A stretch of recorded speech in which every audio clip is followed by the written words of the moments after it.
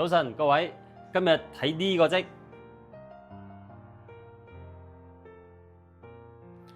因為依家咧係早上9點幾鐘啊，即係每日你起身嘅時間。咁其實你見到個廳咧個採光度就不用多說噶啦。好，攝影師行一圈先。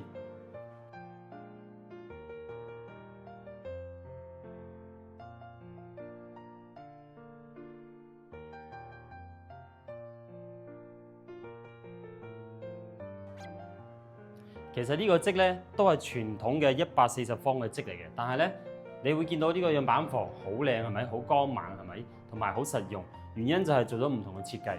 咁因為我哋右手邊啲埲牆咧係主力牆嚟嘅，所以呢一個我哋叫做連通陽台嘅房咧，佢就只能夠做成咁嘅方式啦。不過因為個廳咧足夠大啊，佢嘅開間有7.3米，所以成個廳咧其實好舒服。再加上我哋將傳統嘅廚房位咧呢個位置咧剝咗佢，所以做咗個中西廚。咁將餐台咧就打橫擺啊，你個廳就成為咗大平層嘅廳啦。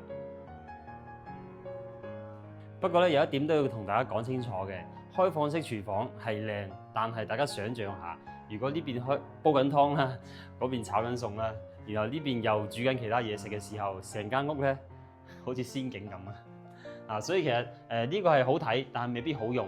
如果真係要咁樣做啦，你就一定要加個趟門。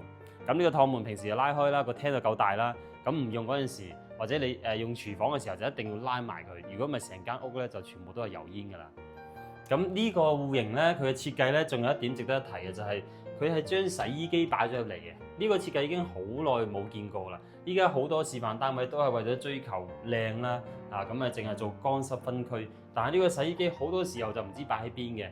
咁特別好似咁封咗陽台，咁你如果擺喺個廳度又好嘈啊。咁如果你擺喺細陽台咧，又日曬雨淋，所以呢個設計咧都好唔錯。特別係呢種滾筒式嘅洗衣機啊，咁係好方便嘅。無論係朝頭早或者夜晚，咁你坐喺呢邊飲杯茶或者飲杯紅酒都幾嘆下。但係我依家唔喺騎樓，我依家喺主人房，所以你可以感受到呢間主人房有幾大。最後值得一提咧，就係主人房呢個浴缸位啦。因為好多港澳啲朋友咧都上到嚟都問我哋有冇啲帶浴缸嘅廁所啊，咁樣其實好難揾啊。